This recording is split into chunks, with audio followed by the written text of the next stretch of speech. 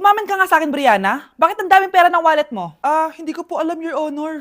Nangupit ka sa akin, no? Your Honor, i-double check ko lang kung totoo yung sinasabi niyo. Anong Your Honor? Nanay mo ko. Nagsasabi nito. Anay, alis lang ako. At saan ka na naman pupuntang babae ka? Sa boyfriend ko po, Your Honor. Your Honor? Saka din eh. Bawal na umalis, gabi na. Gusto ko siya makita. Gusto ko makita sa mata niya na nasabihin niya sa akin, mahal niya ako. Gusto mo ito makita mo? Joke lang, Your Honor.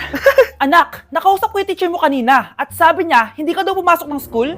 Di po totoo, Your Honor. Your Honor, Your Honor. Pati ikaw? Nag-aral. Ako kanina, baka di niya lang ako nakita kasi nasa farm ako. Ha? Anong farm pinagsasabi mo? Anak, ba't dila ka ng dila? Butiki ka ba? Nay, sorry. Uso kasi ito, Nay. Ayun na naman tayo sa mga uso-uso. Hindi kayo napapagod, no? Tigilan nyo yan. Mga anak, kain na tayo. Yes, Your Honor. Nandito na kami, Your Honor. Tama na ka, Your Honor nyo. Your Honor, kain na tayo. Tama na! Tumigil na kayo! Your Honor!